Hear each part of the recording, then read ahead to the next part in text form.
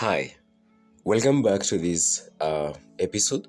It's still Fathers of Nations, but this time around we're looking at characters and characterization of the Fathers of Nations, the characters that are being depicted by the writer Paul B. Witter here. Previously, we'd seen one of the major characters there, that was Dr. Abiola Afolabi, and now we're looking at Pastor Chineke Chiamaka. In case you came across this work accidentally, a friend of yours referred you to this.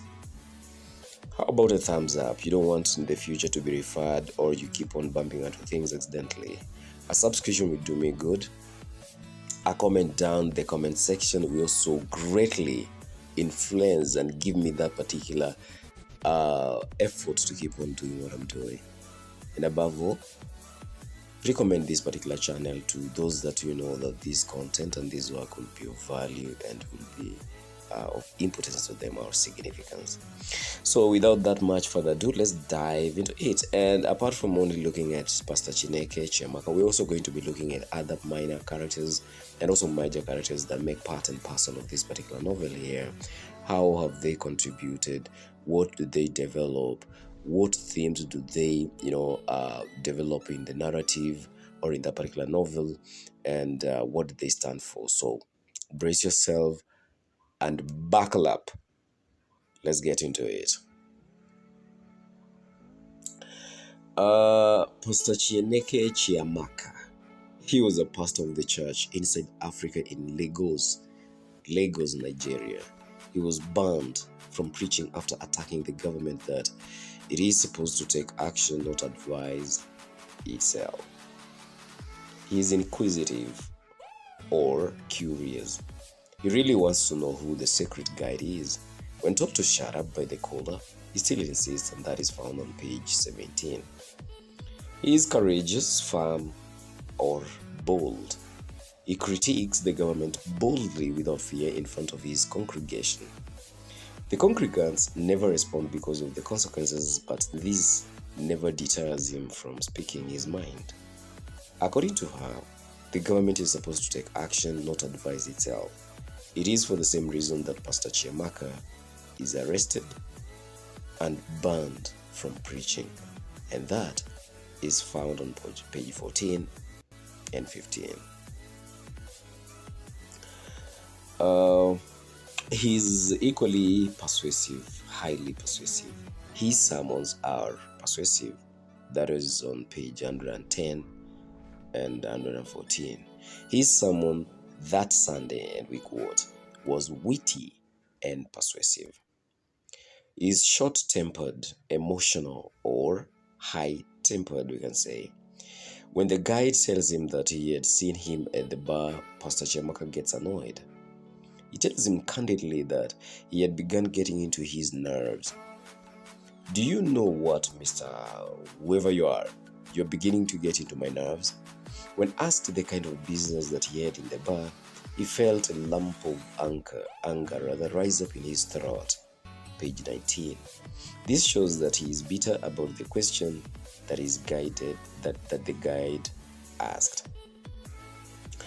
He is opportunistic. When the guide lowers his temper after the two have had an argument, Chiamaka uses the opportunity to ask him once more on who he is. Look, you and I are supposed to be working together. We are not on the same religion.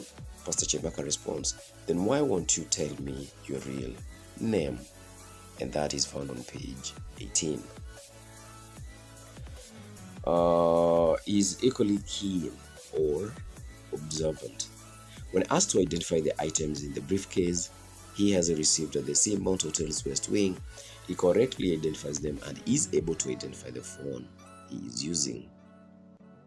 Alright, I say that we are in this particular episode we're going to look on more than one character, and of course their character traits. And now here is Professor Karanja Kimani.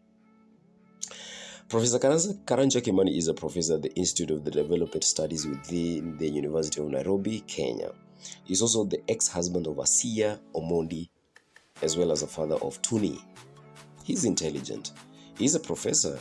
He studied at the University of Oxford He's a senior lecturer in the University of Nairobi. He's loving. He loved his wife, Asiya Omondi. When Asiya wants them to separate so that she gets married to a newborn Walomu, Professor Kimani never agrees to it. He tries his best to convince Asiya, but it falls on Asiya's deaf ears. He loves his daughter, Tony. He's really traumatized when she passes on. Even after the burial, he mourns Tony earnestly. He is abusive. He abuses newborn Walomu as a fat baboon, a greedy fat baboon. This is when he goes to ask him why he stole his wife. He's short-tempered or hot-tempered. Angry he is after Walomu steals his wife, he decides to go and attack him. What are the characters of Comrade Melusi? So that is also another character that we're also going to be looking. He is a comrade, a friend, and a citizen of Zimbabwe. He is also a politician and a husband to Ziliza, who lost her life to tribal clashes. So Comrade Melusi is curious. When he discovers that he is diabetic, he reads pamphlets about it with an interest similar to that which first-time car owners read manuals, and that is on page 83. He wants to know more about diabetes, hence how to manage it. This attitude pays off. He is now an authority on diabetes. He's firm. He insisted that he must get in with his needle, and indeed, he succeeds. He never succumbs to the officer's demands, so, sir, I will let you in with your medicine after all. Please proceed. Keen. He observes that they were the only customers, yet it was 1:30 p.m., noting that the economy had crashed. Equally loving, he loved his wife Ziliza dearly. When narrating how he lost, while he too lost her, he cries. Comrade Melusi starts to glisten with the beginning of tears, and that is on page 90. He lies on his bed, daydreaming about Ziliza. He reaches out for his wallet and then pulls out her photograph, just to bring out the memories. The caller tells Melusi to come urgently to a meeting in an hour, yet Comrade Melusi returns to his wife's photo. This shows how Comrade Melusi loved his wife. We have Engineer Saif Tahir, the guy from the north, if you can remember. He's an engineer, a former employee of the Ministry of Defense in Libya. He joins Fist of Allah right after returning from overseas. It is later dismantled. He's chauvinistic. He feels humiliated when Rahma Mahmud says not to his advantages. In other words, Rahma Mahmud, Sheikh Mahmud. No, not really. No, leave that part. He feels humiliated, especially in this particular case in front of a woman. He's vengeful rather. He retaliates on his advances being rejected by Rahma Mahmud. He slaps her, claiming that she had shed her veil in public, a violation of the Libyan culture. He's resentful. He deeply regrets that Rahma, Sheikh Mahmud, lost her eye. Don't get that part. It's interesting, yeah. Rahma lost her eye. As per the court verdict, the eye, Mubarak rather, verdict, what it does is that an eye for an eye, and of course a tooth for a tooth. That is found on page 122. He loses peace. The author says that he becomes much restless now than he has never been before. That's still on page 122. We've got newborn Walomu. What are the characters and of course the role? He has formerly been a junior colleague of Prof. Kimani at the University of Nairobi. He's an MP, a rich MP with 4 cars. He's tall, quote-unquote, Professor Kimani's wife, Asiya. He's corrupt. When he leaves teaching, he swims in money and amasses a lot of wealth that attracts Kimani's wife to him. He's immoral, or you can refer to him as promiscuous. Walomu has 3 wives, and Asiya will be the 4th. Yet, he has many other women that he engages in sexual activity with. Those he calls killed but not eaten. That is on page 36. He adds by saying a real bull dies with his grass on his mouth. A real bull. Fiona McKenzie, you remember the VOA journalist reporter. She's a reporter for the Gambian News who is later taken on loan by the Voice of America. She was adopted by Ian and Elspeth McKenzie, the Scottish missionaries who were in Banjul. She is humorous. She jokingly tells Dr. Biola to go take a photo because he's young against his 45 years. Go have your picture taken right now, Dr. Fulabi. You won't always look this good. I'm joking. Go. She is appreciative or cautious. She thanks Dr. Fulabi for agreeing to have an interview with her. First, ICT, I thank you. No, not ICT, that part is supposed I thank you for agreeing to sit for this particular interview. Very much abusive.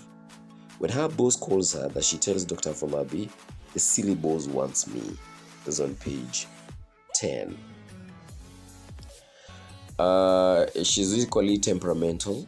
Mackenzie was sparking words with bile left in her mouth by an earlier exchange. She could no longer hide her anger. That's on page 135. So let's look at Asiya Omondi, another character there. Previously a wife to Professor Kimani and mother to Tony, she divorces Professor Kimani because of his financial status. She's now wife to a newborn Walomu. Remember the MP, the junior MP. She is materialistic. She chooses to get married to a newborn Walomu at 60 years because she has money and 4 cars. He leaves Prof Kimani because he's poor, having only 1 car, which again is faulty. Even when Prof Kimani says that money doesn't guarantee happiness, she says, never having had it, how would you know that it doesn't? And that was there. Rahma Mahmud, remember the Sheikh Mahmud? Yeah, the lady who got in court, was slapped. She is very temperamental. When Saif Tahir slaps her, she becomes emotional and strikes Saif his left eye and slits it open. Violent? She slits Saif's eye after slight provocation from Saif President Didier Bangura Candid. After analyzing what the first 2 speakers had said, he came up with his support for Path Alpha. He says candidly that there is no need of adapting Way Omega because it was once adopted. We had President Simba Ibarosa, his farm. He has never taken flow to make friends or amends. He is free in expressing his feelings and, of course, opinion. President Wasiwasi Wesiga. Wasiwasi Wesiga. He is a schemer. He anticipated many coups and nipped them in the bud before they got off the ground. At the summit, he reminds the chair of the trick when he realized that the tactic is getting out of hand. We also have Thaddeus Longway. Thaddeus Longway is informed. It is his first meeting with Dr. Afolabi, but he knows that he's the man serving as an advisor of the heads of state in the summit. And that is on page 73. He's also aware of what Way Omega and Path Alpha. He tells Dr. Afolabi that Way Omega and Path Alpha differs like day and night. In that way, Omega is top-driven and lacks will of implementation. Path Alpha is bottom-led and it has will. Highly persuasive.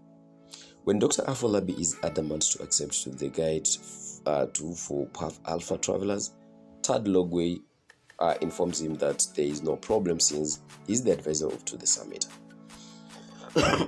Sorry. He tells me to look at what Way Omega is recommending for adopting and what Path Alpha is proposing as an alternative. He tells him that he's open-minded. And a very big thank you for watching right there. This has been Tabiga and Sherlock, and this has been Liberty Media Class. Subscribe, support this work, and of course share it with good friends, especially those ones that you know this work will be of significance. If you want to reach me through those tiny little contacts and details that I've then left down there. That is after you've given it a subscription, a thumbs up, that is a like, and of course a good comment down there that keeps me motivating, makes me feel bubbling from within, and so that I go and look for more information that I can bring and serve you. Cheers for now, and you guys gotta take care of, or you have to take care of yourselves and keep it real.